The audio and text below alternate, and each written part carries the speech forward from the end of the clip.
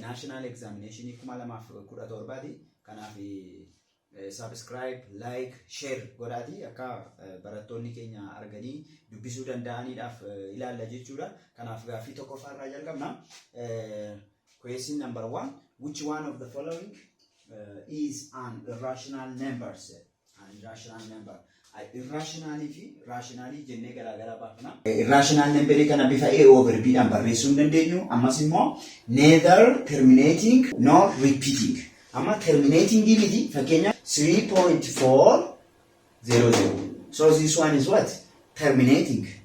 Bakka terminate ta'eera. Remaining 0 dhufeera jechuudha. Amma kuni irrational number ta'uu hin danda'u jechuudha. Irrational number miti jechuudha. Sababiin isaas rationalidha jechuudha. Irrational number jechuun bifa A irra baatiin barraa'uu kan hin dandeenye jechuudha.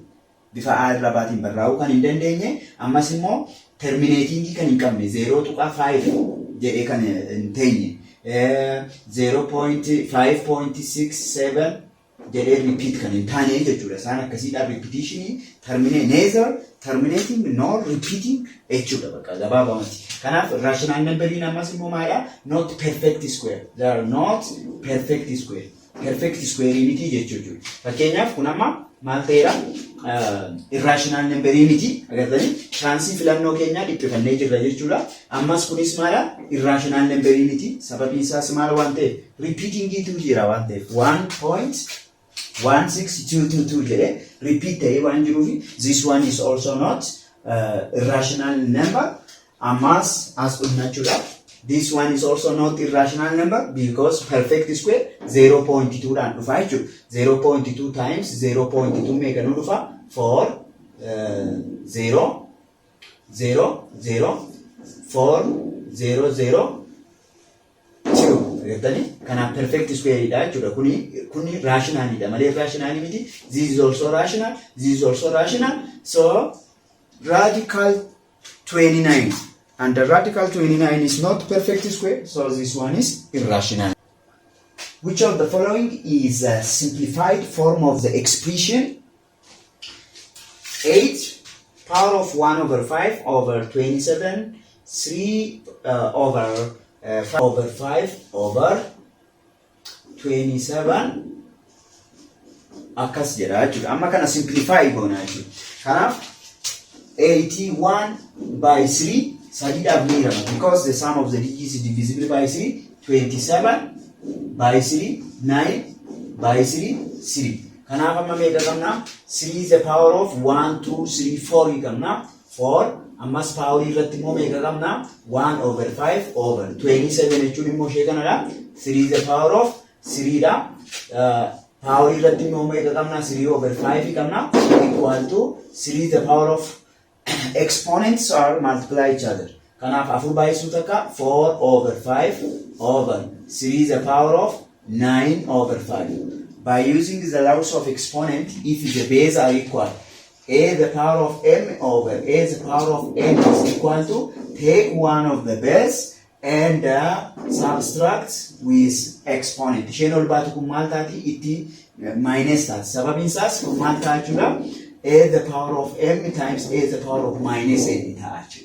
Yommuu kana maal goona? Take one of the base and add the exponent. Walitti daalachuudha. Kanaaf amma which is equals to 3 the power of 4 over 5 minus 9 over 5 taachuudha. Which is equals to 3 the power of kuni like fraction idha. Kanaaf afur irrisuu sagaleenna 3 the power of minus 5 over 5 which is equals to 3 the power of minus 1. So a is the power of minus 1 is equal to 1 over a is the power of positive 1 1 over 3 taa'achu. So the correct answer is C 1 over. When the number 43 times 10 the power of 8 times 10 the power of minus 5 is written in standard form of scientific standard form jechuudha. Scientific standard itti deebisuudhaaf maal goona? 43 times 10 the power of 8 10 the power of minus 5 etti 8 minus 5 base isa wal fakkaataa yoo waan ta'eef warra irraa walitti daana jechuudha. Kanaafuu 43 times 10 the power of 3 taati jechuudha. agartanii amma gaa 43 digitii lamaan gochuun qabnu before a decimal place before a decimal place digitii tokko gochuu qabnu except what except 0 ta'uu qabu jechuudha 0 ta'uu qabu kanaaf digitii keenya dhuftee as galuu qabdi amma eessa jirtu yoo jettan 43.0 jechuun 43 jechuudha kanaaf amma digitii keenya gara boodaatti move goona jechuudha digitii keenya gara boodaatti yommuu move goonu digitii tokko sirratti maal taati add taati jechuudha maaliif add goona gara boodaatti waan move goonee fi gara fuulduraarratti indicate gootee agarsiiste jechuudha so this one is 4.3 times 10 the power of positive 4 jennee keenya jechuudha so the correct answer is D kun hin ta'u jechuudha sababii inni hin taaneef before decimal place keenya maal ta'uu qaba jennee tokko haga meeqa ta'uu qaba tokko haga 9 ta'uu qaba digitii lamas ta'uu qabu jechuudha kanaaf 0 dha so this one is not standard form kun immoo 4.3 standard form ta'e exponent tasii dogoggorame jechuudha so this one is also incorrect because 43 is not the standard form digitiin keenya meeqa ta'uu qaba jenne tokko ta'uu qaba given the system of linear equations a1x as a system of linear equations in two variables with two equations where those coefficients are an element of real number and a2, b2, c2 are different from 0. a2, b2 and c2 are different from 0. Then which of the following is true?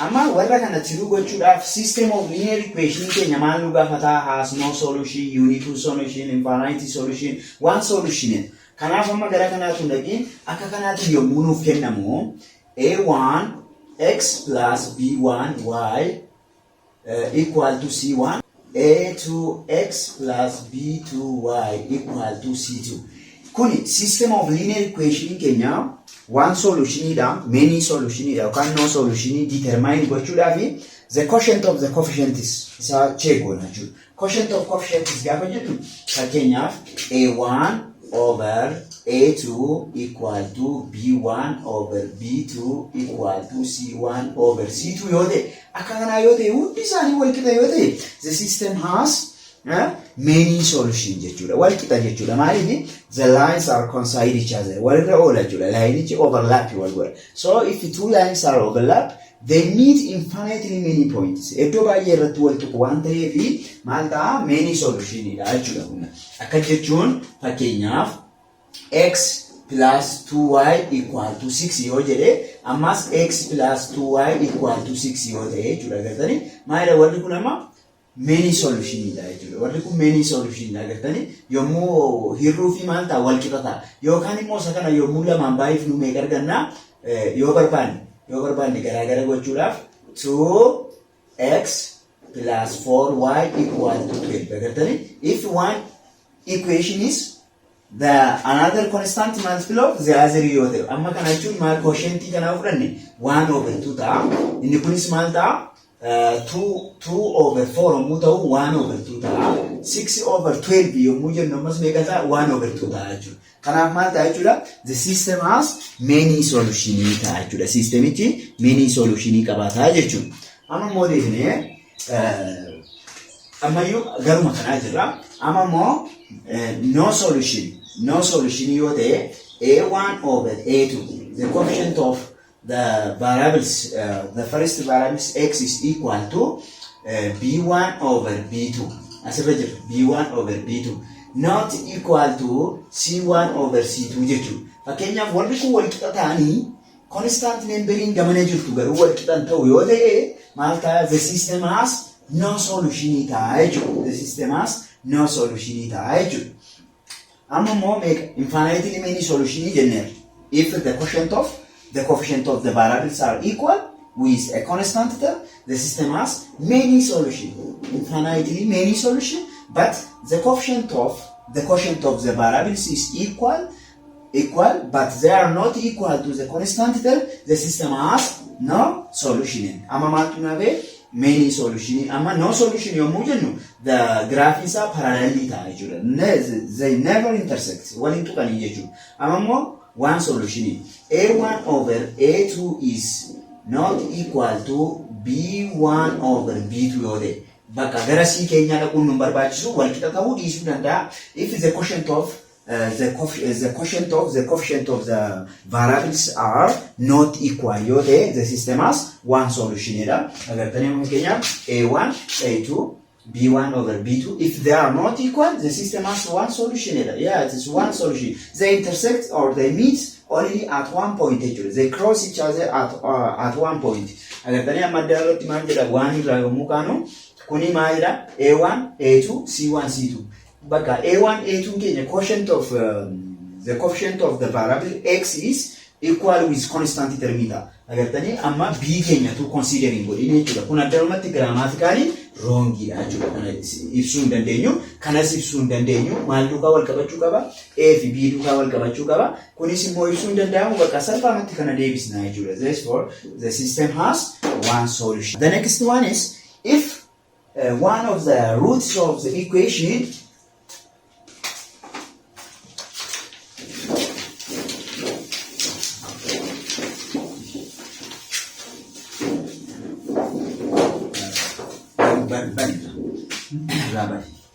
Okay, if one of the roots of the equation 2x squared minus 8x plus k equal to 0 plus k equal to 0 exceeds the other by 2, then what is the value of k?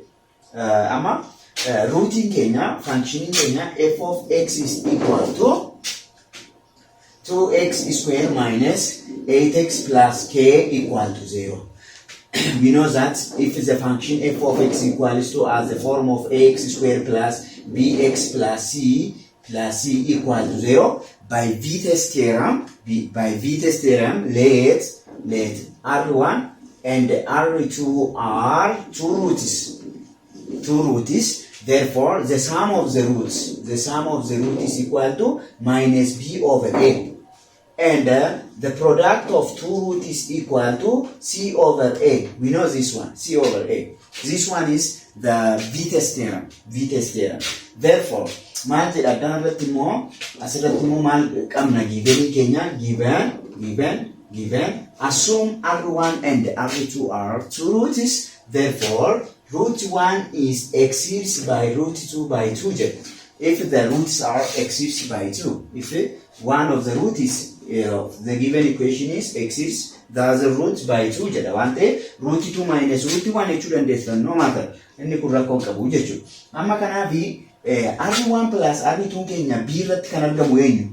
B is the coefficient of x. The coefficient of x is minus 8. Then here is minus 8. 8 over a is coefficient of a is the coefficient of x squared which is 2 which is equals to 4. Agartanii kanaaf ammoo maal qabna? R1 plus R2 equal to meeqa arganne walitti mudatu 4 arganne jechuudha. Asirraa maal goona? Elimination method fayyadamna jechuudha. Add both sides. R1 plus R2 twice of R1 R minus wal balleessa kun meeqa ta'a? 6 ta'a. So R1 is equal to 3. 3 arganne root 1 maal jennee root 1 minus root 2 keenya immoo meeqa ta'e ranneer lama ta'e miti given keenya irraa maaliif yommuu garaagarummaan rootota kana lamaan gidduu jiru lamadha jedha waan ta'eef jechuudha. Kanaaf root 1 3 argadhe minus R2 equal to 2. Kanaaf isheen kun 3 minus 2 taati. Kana immoo gaman keessaa R2 ta'a jechuudha. Sanaa booda maal ta'a? R2 is equal to 1 ta'a jechuudha. So meeqa argadhe? Waan meeqa argadhe? 3 R2 equal to 1 argadhe jechuudha. Kanaaf maal nu gaafatamne? Value of k. Equation nuuf kenname kana.